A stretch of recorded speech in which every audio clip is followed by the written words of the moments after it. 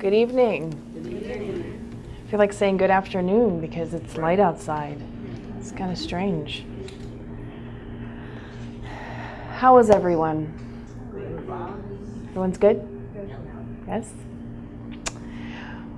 What do we know about habits? I'm not even talking about mental habits, but what do we know about habits? Yaski, you said what? No, she said, Paula said it's hard to read. For our online, I don't even know if we have the okay yet, Daniel. Can I be talking? Yeah. Okay. Go ahead, Paula. What do you say about habits? They're hard to break. Habits. Okay. Hard to break. Anybody else? Any other brave soldiers? An action that becomes second nature after. Oh, hold on, Leo. That's too long. I can repeat one or two words, but that's a whole long sentence. What is it?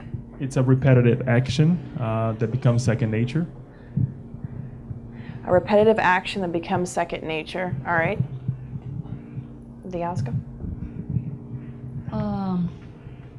In a whole, I think is what we are, is the collection what we are, our experience, everything. So it's us, it's me. No, my habit define me up to now. Interesting. I like it. Anybody else? I like the interaction. Okay.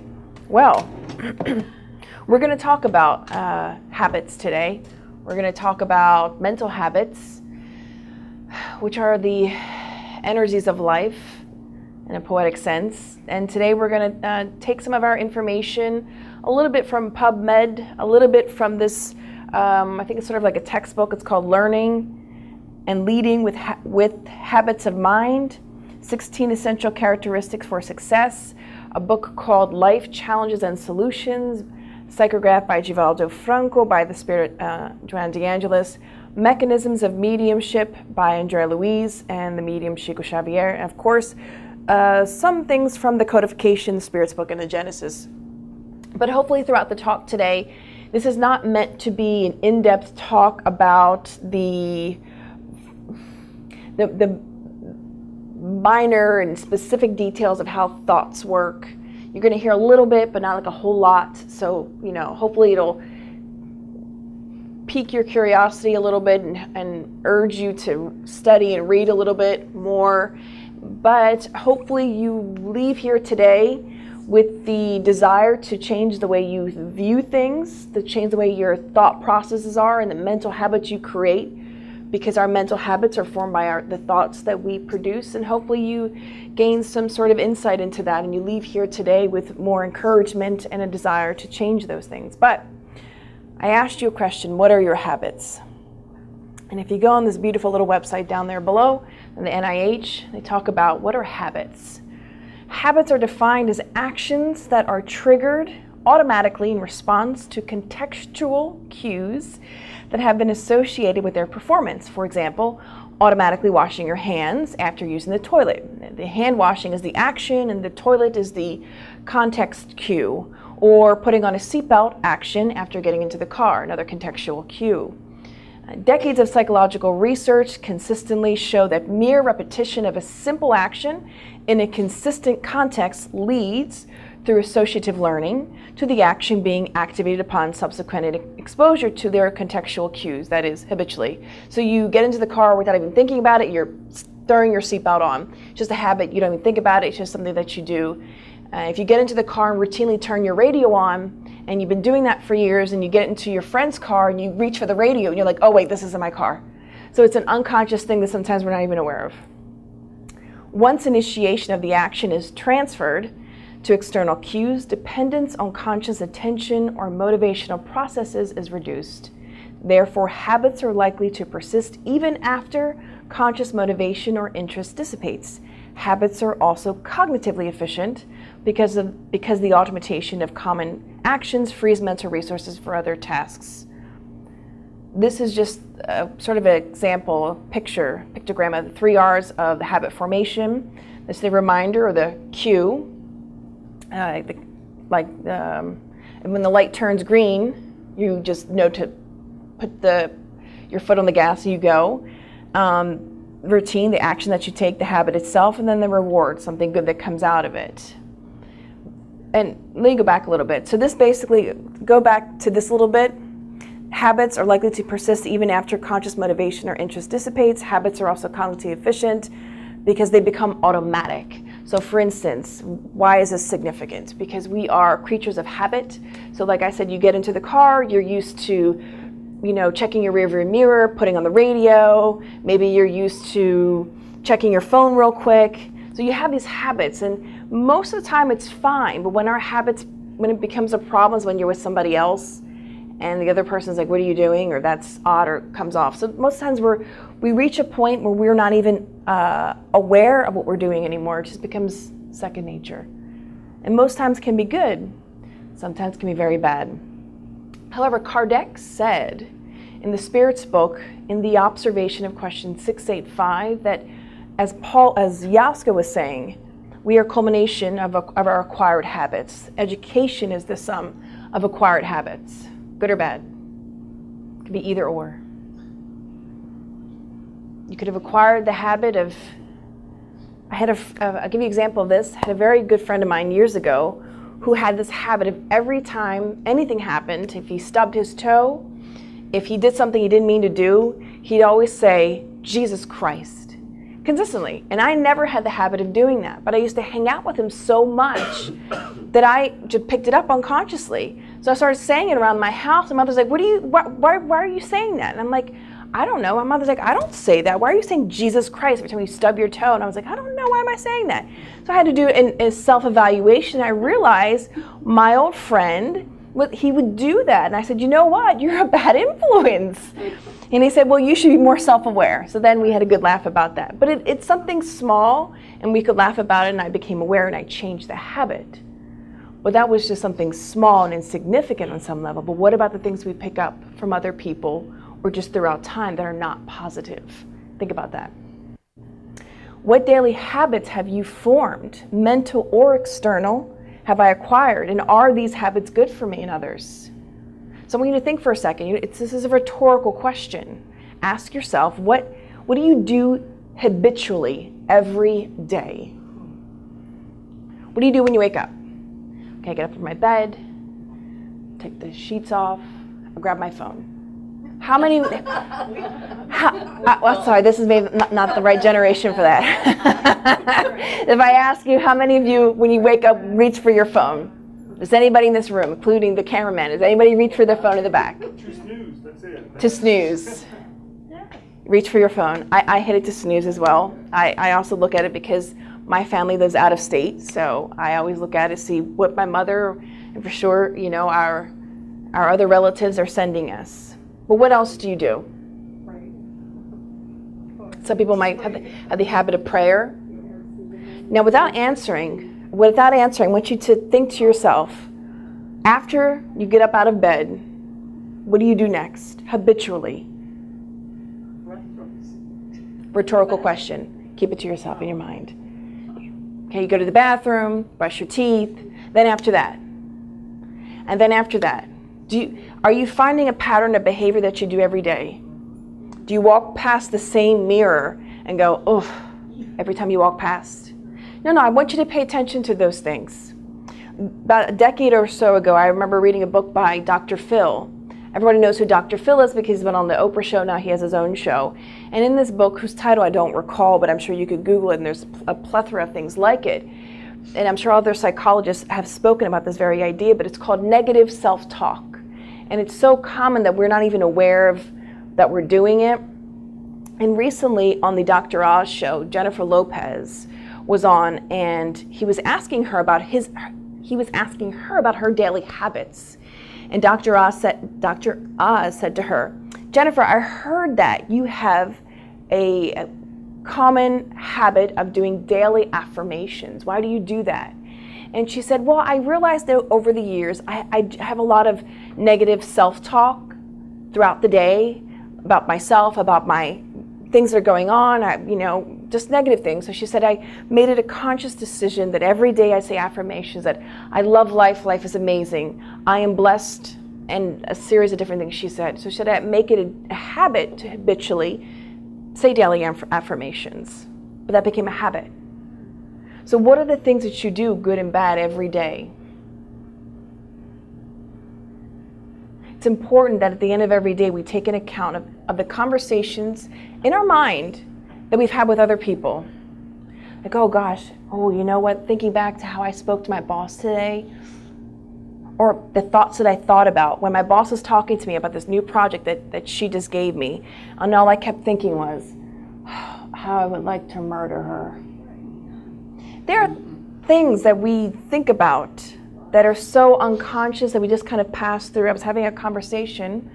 We were having a conversation with someone recently, and this person was sharing with us how she was thinking of all the ways her, along with her stepson, how they were plotting, in a joking way, the murder of her husband while he slept. And she said, we did this on the couch. We thought it was funny. And I was listening to her, and I actually got very scared. I thought, I shouldn't, get on her bad side. But then we began thinking a little bit about how many times we have these kinds of thoughts in our minds habitually, and we don't think about it. You should be thinking about what you're thinking. This is an attribute of the human kind. Metacognition, if you will. For those of you in the field of education or psychology, metacognition. This is a attribute of human beings. The ability to think about what we're thinking about and plan and think about what we've planned. And Plato said, when the mind is thinking, it is talking to itself. So in the book, Learning and Leading with Habits of Mind, 16 Essential Characteristics of Success, they talk about metacognition. They say the human species is known as Homo sapiens sapiens, which basically means a being that knows their knowing, or maybe knows their knowing. What distinguishes humans from other forms of life is our capacity for metacognition, the ability to stand off and examine our own thoughts while we engage in them. The Spiritist belief is that animals have interrupted, they don't have constant thought processes. They have fragmented and continuous, right? They do not have continuous thought, they have fragmented thought. Nor can they think about what they're thinking. They do not have metacognition from a Spiritist perspective. For human beings, we do. We can even think about the thoughts that we're thinking about. Metacognition means becoming increasingly aware of one's actions and the effect of those actions on others and on the environment, forming internal questions in search for the information and meaning, developing mental maps or plans of action, mentally rehearsing before a performance, monitoring plans as they are employed, making blueprints of your new house and thinking about how it's all going to happen. Many years ago, a friend of ours here at the SSB purchased a house and rehabbed the entire house, and I'm sure they had this whole mapped out in their mind how everything was going to go. But this is kind of what self-awareness and social awareness is about. And the interesting thing is that there is a Russian researcher, Dr. Luria, I think that's how you say his name, who studied metacognition, and he was one of the pioneers in a sense of metacognition, kind of. And one of the things that he found is that every human being has the ability for metacognition, but not everybody practices it. So, plenty of people don't think about what they're thinking. They don't think about plans. They don't plan their lives. They don't think about becoming aware of their actions and how their actions affect others. So we have this amazing capability, but researchers have found that a lot of people don't use that. They just live from one moment to the next. It seems like, okay, so Kirsten, okay, what's the point of that? This is an attribute, an ability that we have that's sort of like, Cynthia Fabretti recently was here talking about the power of immortality. I call this the power that we have to plan. Now, of course, there are things out of our control, yes. And in the Gospel according to Spiritism, they bring us this idea that we are co-creators, and we can create beauty or not so beautiful things. It's up to us. And Joanna DeAndres brings us this idea on what we're going to talk about thinking and thoughts. Since the guidelines for behavior lie in thought, thinking correctly is the biggest challenge for anyone who truly desires victory. So we already know, science already says, look, we have this capability to think, to plan, to think correctly. But Joanna says it's the greatest challenge we have. Why do we think it's the greatest challenge? Why do you think she says that? Hold on. Oh, hold on. Where's my... Well, if we act impulsively, so it becomes short and short, this period of metacognition, if we don't use it. So we act out of impulse. The chance to make mistakes because you did not assess all the factors is huge. Yes. I don't want to say about our president, but it happens. Yes. So, but if you rehearse at least, the situation, what are the possibilities, what would be the result, probability of this or that result, how many I will affect, etc.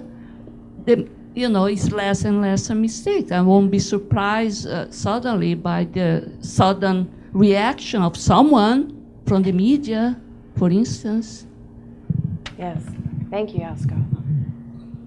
It's very interesting because Why am I talking about this? I don't know. So before we act, generally there's a thought before, even if it's a small, short thought that just pops in your head and you do it, right? That's why it happens. You think, then you do. And then people sometimes they'll think, they'll do, and then they think again afterwards and think, oh, I should have thought more about that before I did that. Because we don't realize, but not too much. Yes, we don't. We could say a vast majority. It's the average does not give much thought to it. However, we have the capability. But do we realize the power of our thoughts? And Jesus said, in terms of when the disciples were trying to heal, and when the disciples had asked Jesus, well, why are we, at some point the disciples were unable to heal, and they said, Messiah, why can't we do it? And he said, well, you lack faith. Well, part of that faith, they were unable to produce through their thoughts, and we're going to talk about this in a minute. Part of that was their thinking, their belief, their lack of that faith. Because we have that power through the mechanism, we say thought mechanism of action, as in science, when talking about pharmacology and you're learning about how drugs work, you learn about the mechanism of action and how they work in the body. Well, we're going to learn just a little bit about how thought works from the Genesis. I'm going to bring you a short phrase and I'm going to show you an actual sort of scene in a sense.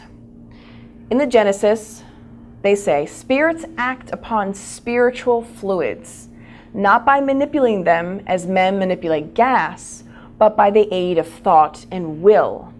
Thought and will are to the spirit that which the hand is to man. By thought, they impress these fluids into such and such directions, whichever way. They agglomerate them, combine, or disperse them. They form harmonious wholes of them, which have a definitive appearance, form, and color. They change the properties of them, as a chemist changes those of gas or other bodies, by combining them by following certain laws. You can read more about that in the Genesis chapter 14, item 14, or the entire chapter actually. We're going to give you sort of a little picture of that. So here you have the spirit, you, me, who has continuous thought, unlike the animals, remember?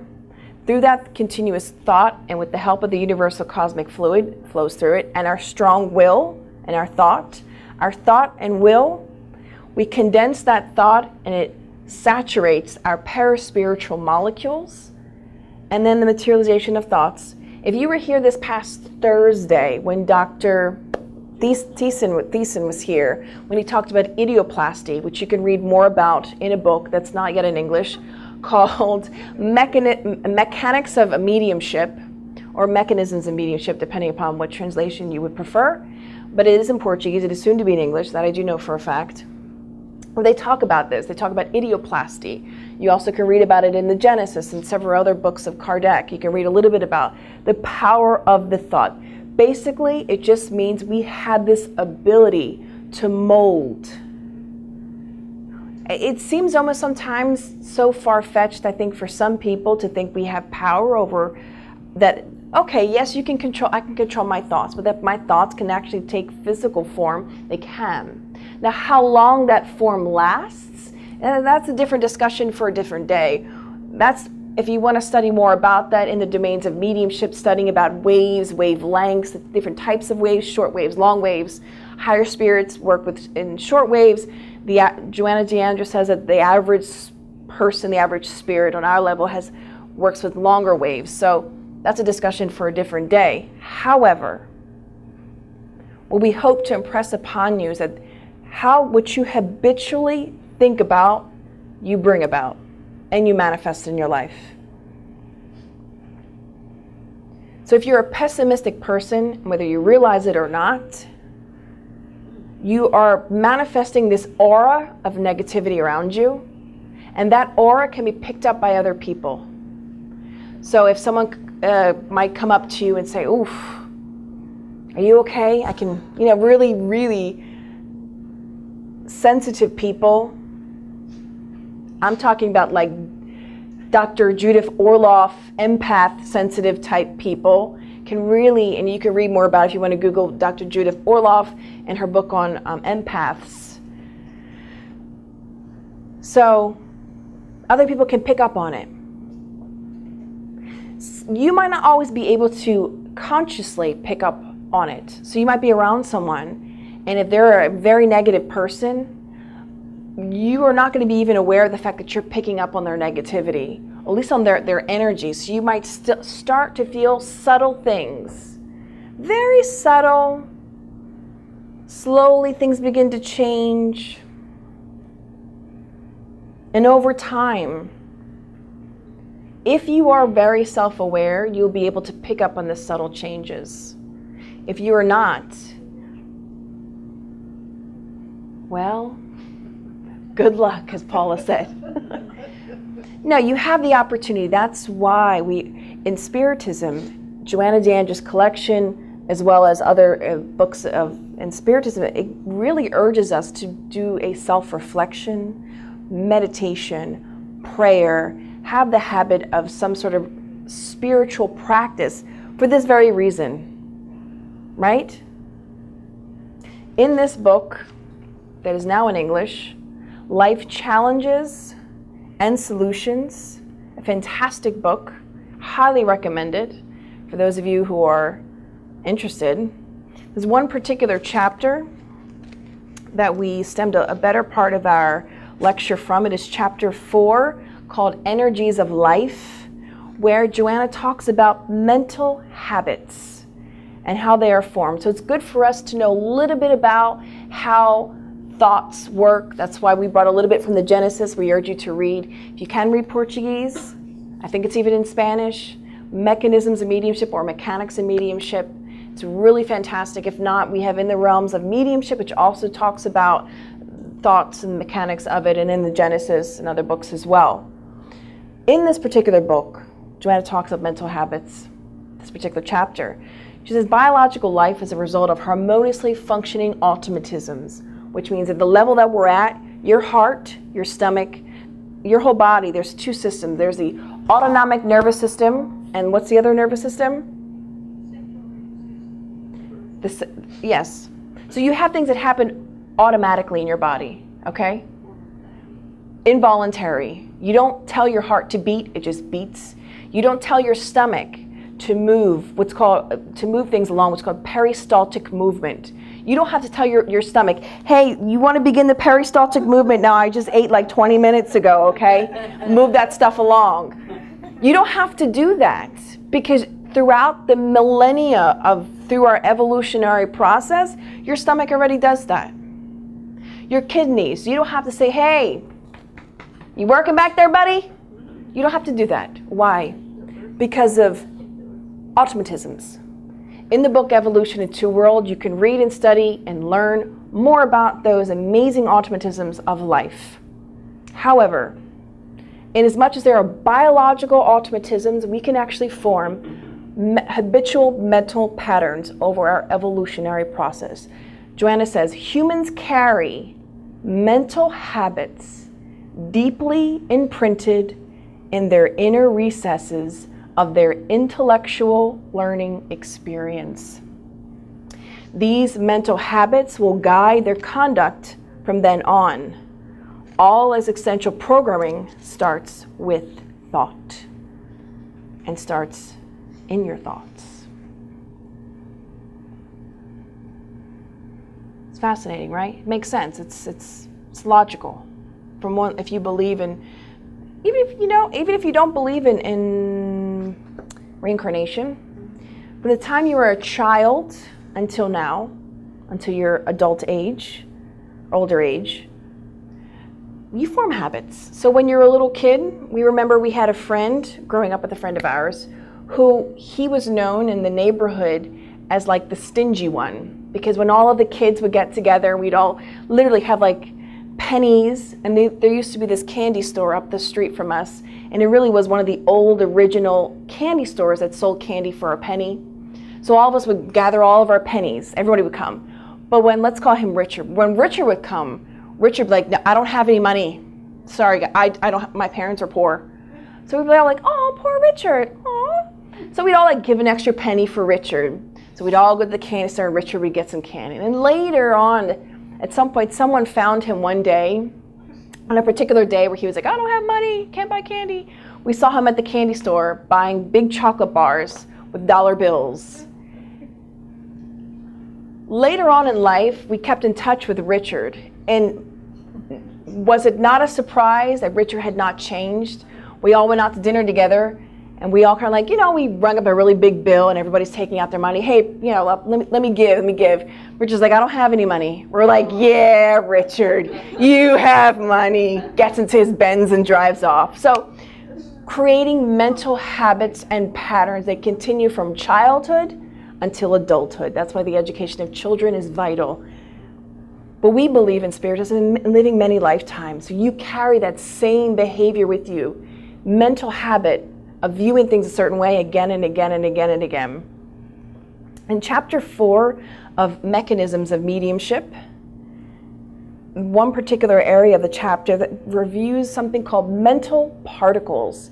This is interesting when we're learning already a little bit about thoughts and how they work, and breaking down our thoughts are made up of mental particles, okay? Andrea Louise says, thought is the essential agent, the living foundation for all accomplishments on the physical and extra-physical planes. Nevertheless, thought is still matter. Thought is matter. We often think of thought as something, just ethereal. It's like, I can't even say it's vapor, because vapor is still some form of matter, but it's just somewhere, it's unrelated to matter, but it is matter, says Andrea Louise. It is mental matter in which the laws of formation of magnetic charges or atomic systems prevail in a new sense to compose the marvelous sea of subtle energy in which we are all immersed in.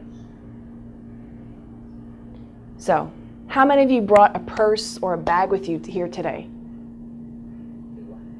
How many of you brought like a bag, a knapsack, fanny pack? Raise your hands who brought a purse or something. Okay. Did anyone bring a sweater with them here today? Did anyone bring car keys with them today? Did anyone bring their cell phone? Okay. All of you brought something to this meeting, right? Now think about all the thoughts you've had today. A lot, right? You brought all that with you today. Thank you.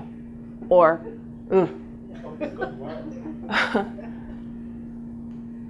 You brought all that with you. So we are all enjoying the banquet of all of it. But luckily, at the Spiritist Center, with the good and loving energies that are here, as soon as you're walking through this door, it's kind of like walking through, is there an example of this? I'm trying to think. I guess like a forest, like walking through a shower and you were just covered in mud and just kind of like it washes off of you. Because here it's in the walls, the good energy is so impregnated because all that we do here is about enlightenment, is about love, is about acceptance. That's why when people come here, they feel like, oh, all my worries are gone because I feel the energy in this room. But we are immersed in our own mental matter.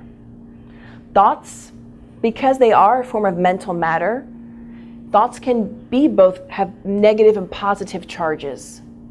So they can be good or bad. And our halo or aura is woven from the subtle atomic currents of one's own thoughts. So when people talk about, oh, I had my aura read, or Edgar Cayce, the famous American seer, used to be able to see people's auras. And he gave an account once that he was in his backyard gardening, and his neighbor was coming from afar, was walking down towards the grounds where he lived. And he was, trimming his rose bush, and he saw her. But before he could hear her, he saw like this black cloud and red colors around her, and he thought, oh, this isn't going to be good. So he saw her aura before she even opened her mouth. So when she came to approach him, he said, I already know something's wrong. And she said, how do you know? He said, I could see it. You're pouring it out over you. And he said, what's going on? So he engaged, So he engaged in a conversation with her to talk about her issues. But we create this. Good or bad, we create it. As a child, we remembered learning about this and our mother saying to us about these types of things, like what you think about can be impregnated. So we used to imagine when we were a child that all the bad thoughts we would have would be like in little images everywhere. So every time before we used to go talk to our mother, I used to have to think all kinds of good thoughts, being scared that maybe she might see them. But these are just things for us to be aware of, so we know how to best live our lives. We were thinking recently about carbohydrates in our food. How many carbohydrates has in a particular food, sugars, calories, and then we began thinking, well, what is a carbohydrate and what is glucose? And breaking all those things down and why they're important and when they're important and when they're not important and when too much is bad and when just enough is the right amount. We began thinking about how this is kind of the same thing. It's important for us to know these things, to know the dosage or how much or how we should live our lives or what to do or what not to do. These are just guidelines for us. How we choose to do it, when we choose to do it, it's entirely up to us. It's the beauty of Spiritism. It's not like a belief system that says you have to do this. It just educates us. They say this is what it is, this is what happens, this is the science behind it. And what we do with it moving forward is entirely up to us. Entirely.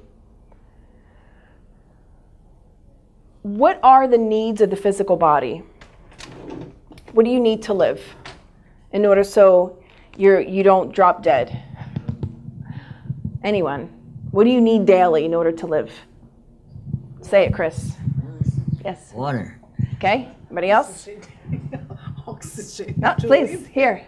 Oxygen. Okay, water, oxygen. What else do you need to do or consume? What? Here, pass it back to her. Food in Food. general, yeah, Okay. carbohydrate, lipid, What else and keeps- protein. Okay, protein, food, water, air. Yeah. Anybody else? What keeps our body moving? Shower. She took it from me. Yeah, I was going to say the hygiene. Good hygiene, Good yes. hygiene, yeah. And, Okay, well, but you're just talking about the body, right? just the physical body. Yeah, that you have the normal functions. Your body works normally. Okay, yeah, good. She found something. Exercise. Exercise, okay. So we got exercise, proper nutrition, air, water, okay, and appropriate hygiene, rather. So those are some of the basic needs of the physical body. You need to drink water. You could probably go a day, maybe 2, if you're really stretching it, maybe 3, but you probably get it through others. If you were eating other types of food which have water in it, you'd be okay, because I know people don't drink any water, but they live because they get water from other sources, like if they're drinking juice, which has obviously some water in it. However, there are some basic things that need to happen in order for our physical body to stay alive. What are the needs of your psyche, though? This is an informal meeting, if anyone on the web wants to say anything. What are the needs, daily or yearly or whatever you want to say it? What are the needs of your psyche? What do you think they are? Susanna said good things. Relationship, good relationship. Good love, relationships. Yeah, to feel loved. And Anybody else? I think hope Hope. and I like looking that. forward for good things to happen or to solve the problems. This hope that we will be okay. Okay. Resilience. Resilience. Okay. These are all good stuff. There's no real wrong answer. It's good for us to think about. Because when Joanna in this book, Life Challenges and Solutions, particularly in chapter 4, and she talks about that the needs of the psyche, she says 3 things that really need to be worked on, cultivated is what she said. That in as much as, I'm going to bring her quote. She says, the cultivation of reflection, prayer, and meditation. Don't raise your hand, because I don't want anyone to make anyone feel bad, actually. I don't want anyone to feel bad. But this is a rhetorical question. Answer it to yourself. How many of us have cultivated the habit of daily reflection, or weekly or monthly, daily, monthly, or weekly prayer, daily, weekly, or monthly, or yearly meditation? Joanna says the following, that these, and we don't want anyone to think that we're making these things up, that, okay, the speaker is making these things up. We're not making them up. She says, and I quote, the cultivation of reflection, prayer, and meditation are as necessary as physical nourishment for a healthy life. Physical nourishment meets the needs of the physical cells. You guys mentioned it, water, food. Whereas the other 3 meet the needs of those having to do with the psyche, i.e., generators of the material organization.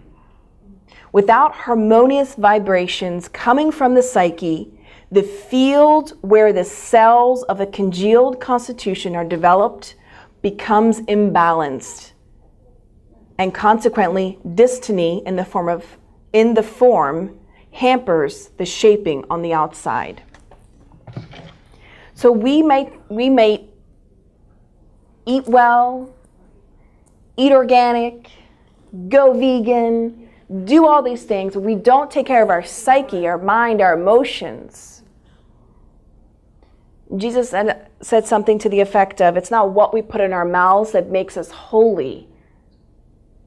Although it's good. I don't believe that Jesus would have said, no, don't go organic. Might be blasphemy there. I don't want to say Jesus would say one thing or another. However, it's good for us to take care of the physical body. It's imperative. Eat well, get enough sleep, exercise. Reflection, prayer, meditation are as necessary as physical nourishment. How much time are we making for it? She also says something beautiful that we love, and we know that a lot of us share this similar ideas here. We try to disseminate being authentic and self-loving. Being authentic, self-loving, without slipping into selfish ambitions or pretending to be better than others, is a victory over conflicts and complexes that torment and foster the depreciation of individuals embittered amidst inner struggles and outer failures. A lot of the times we fail are because past lives, past experiences, not even past lives, past experiences. Joanna says the following: as a result of past experiences, the following thoughts are what really kill us, metaphorically. She says the following: thoughts of pain, anguish, and pessimisms are the ones most deeply ingrained in us due to their destabilizing power. So from one life to the next, from one experience to the next, we keep these thoughts of pains, anguish, and pessimism. Sometimes it's just one. Maybe we're just very pessimistic. Maybe we just have a lot of thoughts of pain. Maybe it's anguish. Maybe it's old pain. Maybe it's pain from a relationship that's been done for 30 years, but we carry it for multiple reasons. But it sticks with us and it destabilizes us. Our thought and willpower acts upon the mitochondria of every cell. So the mitochondria, it's in every single cell. Some cells have more than others, but just so you know, this is in the Spiritist literature. Also, science already acknowledges what a mitochondria, the powerhouse of the cell, what it does. You can read about it if you're interested. If you ever took a microbiology class, I'm sure you know all about mitochondria. But in the Spiritist literature, they say that our thought patterns, the mitochondria reacts to that. So for instance, if you are, someone gave this example recently, I heard it over the web. If you're eating something, right?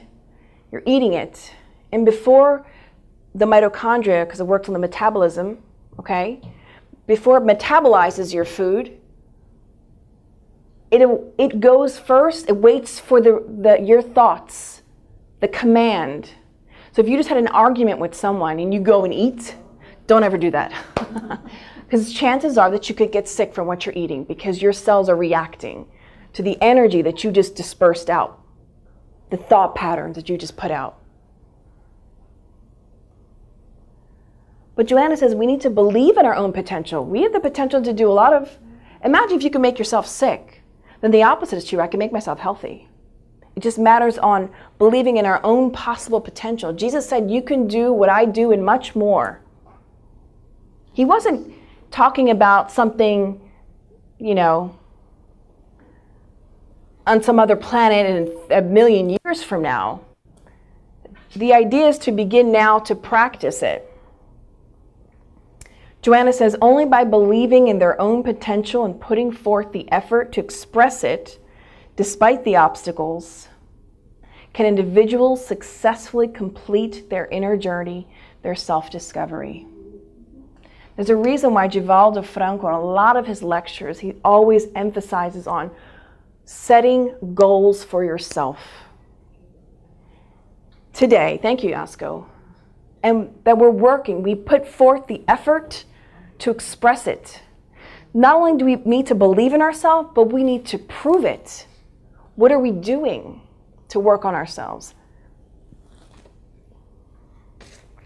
Joanna says that in this process of us trying to work through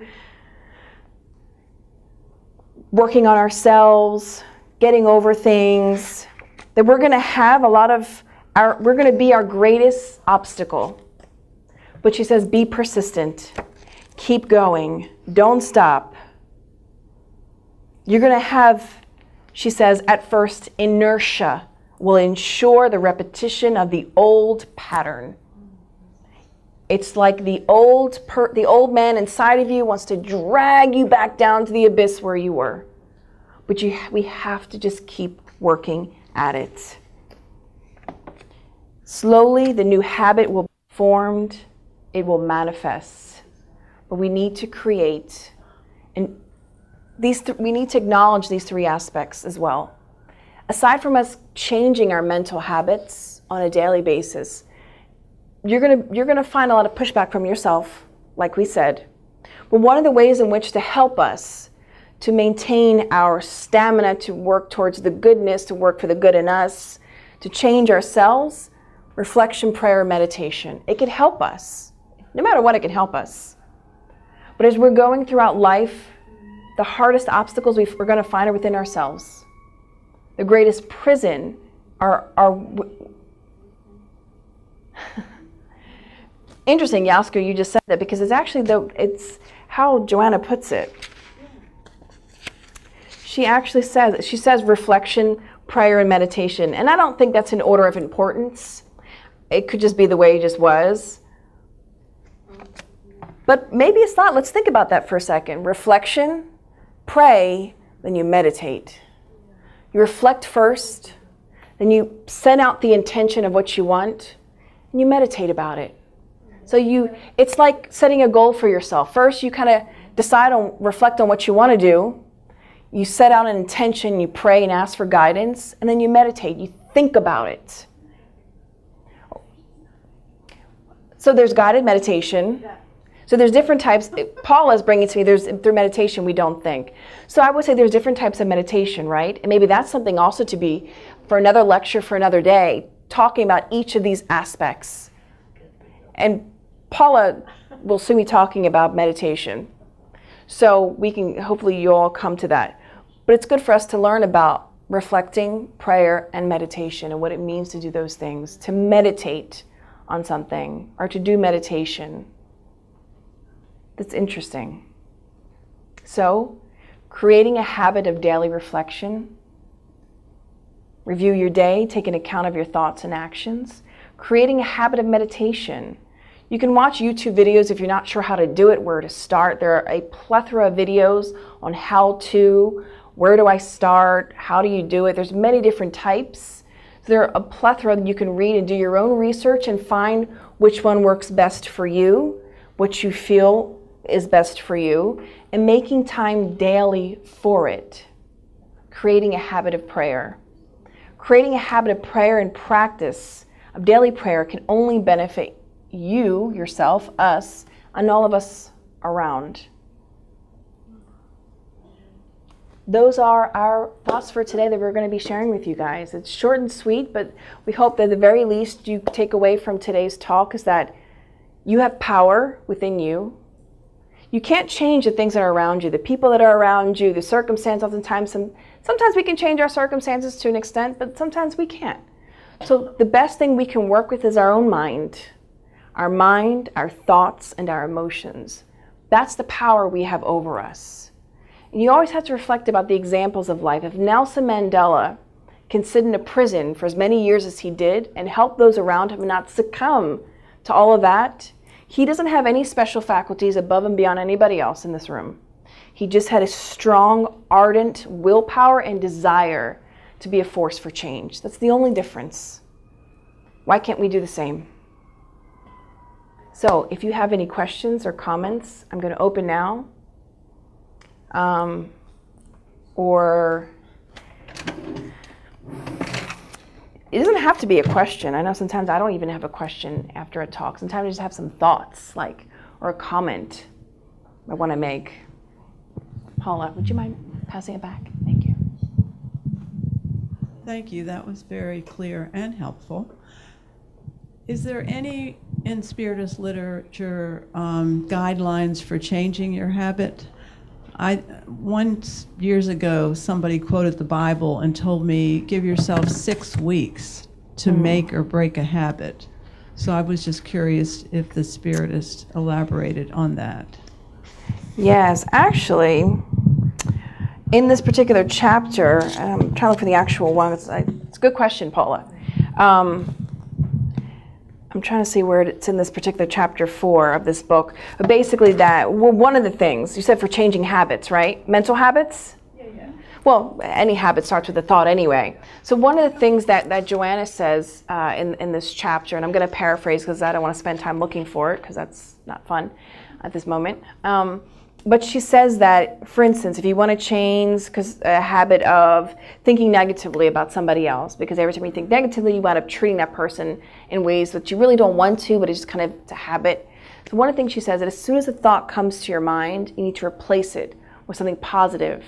Substitute, yes, substitute with a positive thought. So if your thought crosses your mind like, oh God, I have to see Cindy today, and she's such a mess. And every time she comes to the meeting, she brings all of her drama. God, I can't stand her. And you're like, wait, I shouldn't be thinking that. Okay, you know what? Cindy is a child of God. She's a child of God. Okay? And she's trying her best. And I have to give her the benefit of the doubt because I don't know Cindy's whole life. And that is the truth. So you kind of have to say this mantra to yourself. You know what? Cindy somewhere is a good person. And maybe I need to make it a goal for that day to pay attention to Cindy and to find one good thing about her. So, okay, that day you go and you notice Cindy always waters the plants in the office. That's a good thing. So you work with that thought. Okay, Cindy is a good plant waterer. She does our office really good. And if it wasn't for Cindy, all these plants would be dead and we wouldn't have such pretty flowers in the office. That's something positive. So you begin to change the way your thought of what you do. So it's replacing a negative thought for a positive one, but you really have to have a desire to want to change. The problem is not the lack of ways or opportunities to change.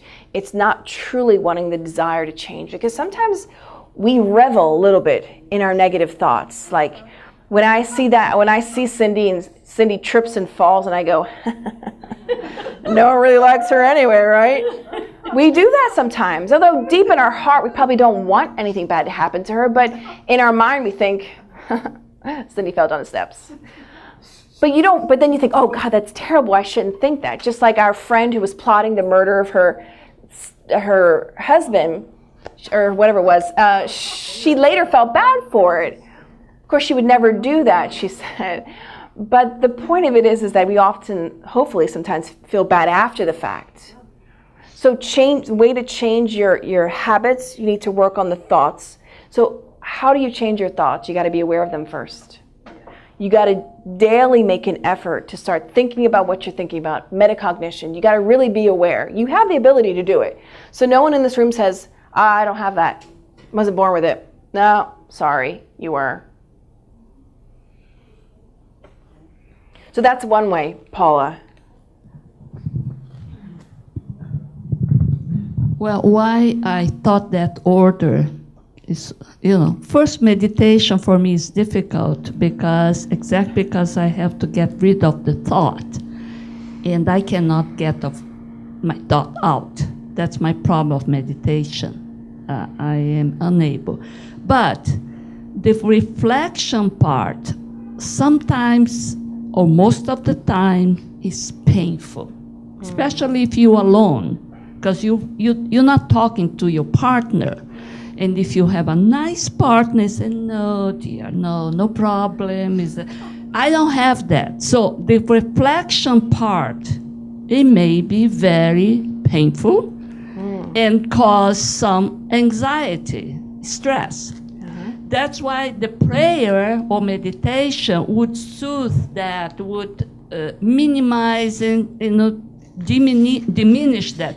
And the prayer is the last, because the prayer, if I trust in the prayer, I'm trusting that I am going to have help, that energy will be changed, the quality of energy will change from anxiety, stress, to one calmness. That's okay. He's a good partner telling me it's okay.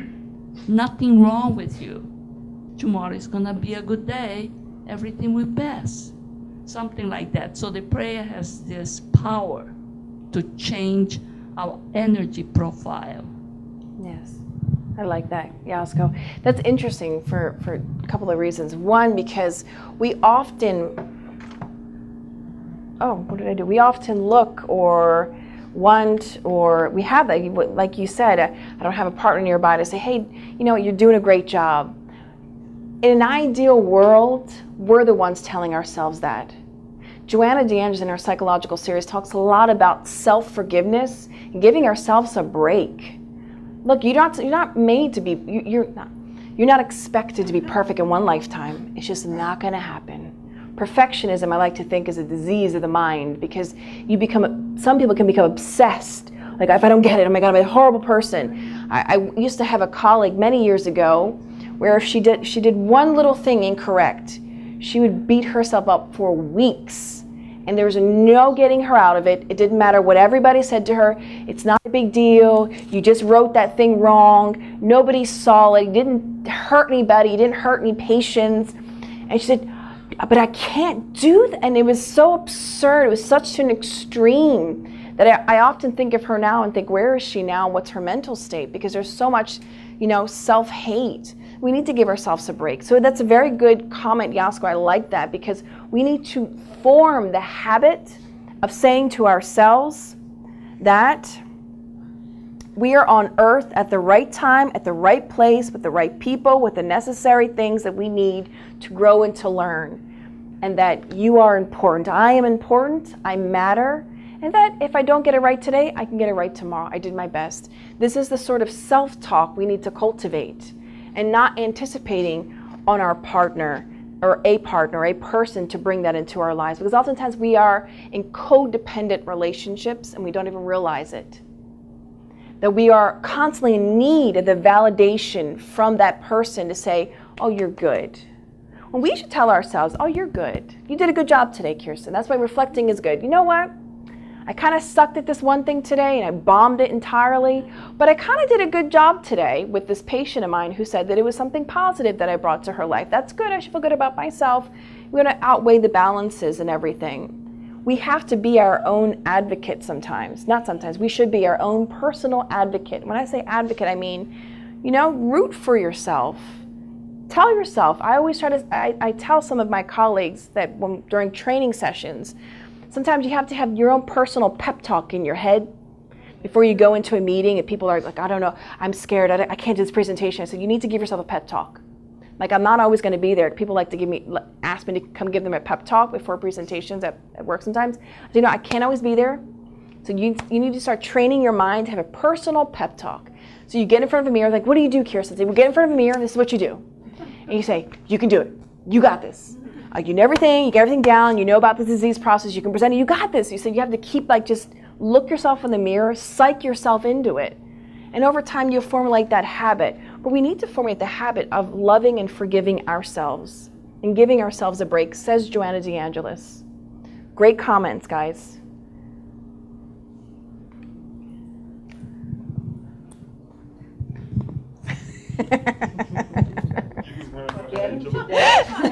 No, I'm just teasing, Angelos. I can do that. We're talking about. I like the first slide that you had, talking about the cues. In a way, science nowadays is bringing this idea of the trigger, right? And I'm relating now to going to the reaction more than the action mode. Funny story. First time I went snowboarding, I'm thinking, okay, how do I stop this? Trying to be that overachiever. I'm like, I need to get to, all the way to the top of the slope up there. I need to learn first how to stop. How do I stop? How do I control this thing? So I went into this trance, like, I gotta do this, and I gotta exactly. I want to stop. I want to be able to, whenever I want to stop this thing, I will be able to stop. Obviously, it didn't work the way I wanted, and I had to literally throw myself on the floor. But that was a way to stop. I found a way to stop. And I think that, as we're talking about this whole thing, the idea of the reflection, and it's a little bit, piggybacking to what Yasko mentioned, is that what is the contextual cue that triggered this reaction, right? What is triggering this reaction? And let me think before I react to it.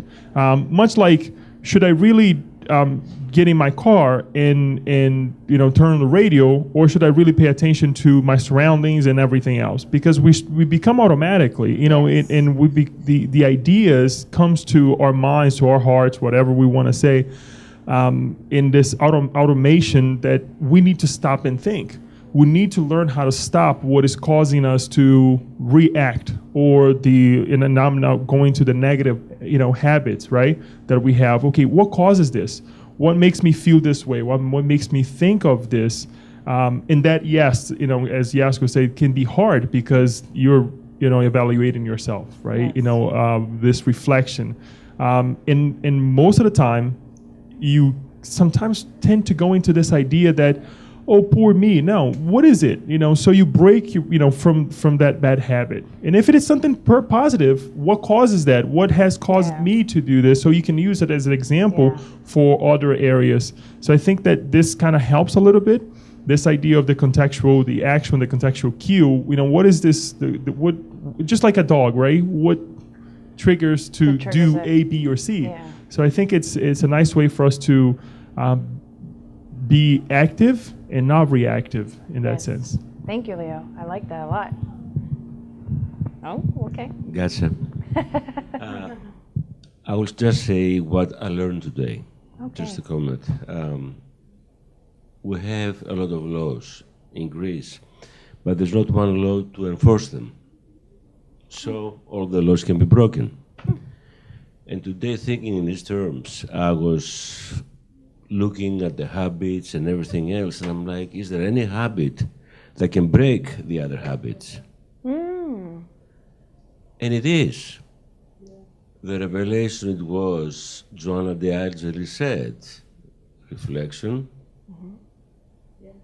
prayer, and I'm like, maybe that is the habit, meditation, prayer, maybe that's the habit that can break everything else. Yes. So now you have to want to do it. Yes. Want is the word. Yes. And the last thing is Wilson. Wilson. Do you remember that movie Tom Hanks said, Wilson? Oh, yes. Oh, that was such a good movie. If nobody knows the movie. Daniel, what was that movie with Tom Hanks and he got stuck on the island with the ball? Castaway. That was such a good movie. Yeah, he made, so for those of you who haven't watched that movie, it's a really good movie actually about the psyche and the mind and how you can kind of go a little bit crazy living on an island by yourself.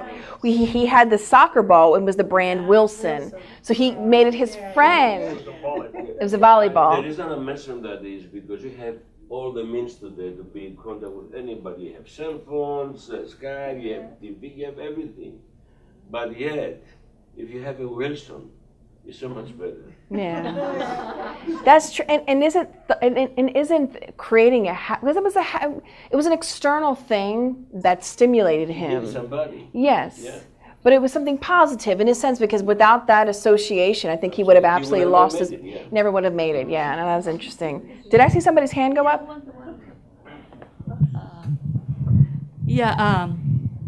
Being alone is something terrible, really. You have to talk to some. Yeah. So Paula disagrees there. So I am alone, right? Many times. If I go to a supermarket, I'm alone. If I go to shop, I'm alone. So it's interesting that I decided to be more aware of people around me, like acknowledging a little bit of eye contact, not that staring because people will, but just have almost a half smile when you walk through the aisle. You won't believe what reaction you get from a person. Yesterday, that security guard, a huge guy in Giant, oh my God, he looked at me and said, have a safe trip home. Oh my God, this makes a big difference. Someone is praying for you to have a safe trip home. So it's a good feeling if you have a smile back from someone that you were not even expecting. But who initiate? All of us can initiate this. On the cashier, when the cashier, she says automatically, how are you today? How can I? But we have to get just not an okay, but give something else. something else that would make a difference in their lives. You know, thank you for, attending me. I was the last one, sorry, or something like that. Or rough day, rough night today, right? Because I usually go up by 11 to the supermarket. So I can understand how rough it is to be working at that late night, Yeah. So I think it's have at least a half smile everywhere where you walk. You're gonna have a nice response. I love that. No, thank you for sharing that as well. Yeah. It's important that we, working on our changing how we act around others and setting the intention that we desire to help others. And sometimes it's something as creating the habit of just smiling to others every day. And I like what Angelo said, that reflection, prayer, meditation can break a lot of the negative habits. And actually what he says, he doesn't even know it, but he spoke some real truth there. Because in the Spirits book, Kardec says, we cannot all of a sudden just get rid of all of our bad tendencies. But Kardec says it works like this. The more you increase the positive aspects of yourself, you begin to decrease those parts of yourself that no longer serve you. Because you're doing so much good, practicing good things, good thoughts, being a good person, that that old person inside of you, those old habits no longer exist. They cease to exist at some point, or they are so minimal that you almost don't even see that they're there. So there is a sort of canceling out process that the more good that you do, it benefits us on all levels. Anybody else before we move to our passes? All right, guys. Awesome sauce. Oh, Paula. Oh, no, sorry, guys. You thought you were done, and you're not. This won't be long. I just wanted to correct the field of impressions for living alone. Yes. That you can be happy, just like when you're living with someone, you could be happy or not miserable. so happy, Yeah. depending on how the day or the evening went. So I think I'm back to happiness is an inside job. And no matter what happens, it's this process of acceptance, self-forgiveness, forgiveness for the other person, and like she said in your talk, self-loving. We have that as an abstract idea, but we really need to find a way to bring it home so we're feeling it on a daily basis, because we're the main person regenerating our psyche with the help of your guardian angel and the presence of God. Yes. Oh, I love that, Paula. Thank you for bringing that other, for opening up and showing us that other window of life, that we have that option. That's not to say that what we feel is wrong, but that it's a moment to reflect and think about, pray and meditate. Let's think about, because we should be able to sit with ourselves and be happy. In an ideal world, although we are complex beings living many lifetimes with many unconscious things that we carry with us. But yes, I thank you so much, Paula, for sharing that with us, because what Joanna says, it's be authentic and work on self-loving, loving ourselves. It's not an end point, at least not for us, because it's a process. It is, as the old Miley Cyrus song from 2008 or 9, it's about the climb. It's not about reaching Mount Everest. It's just about the climb, getting up there, working on it. It'd be great. It's good to have the expectation of reaching it, but also realizing that it's going to take time for us to reach that. But as long as we're working on it, like Joanna says, it's about the effort that we're putting out towards reaching our goal. That concludes our discussions for this evening. Ladies and gentlemen, I'm going to ask Leo to cut the light, ask Daniel to put the music on, and ask all of you to have a few more moments of patience with me as we transition to the moment of passes.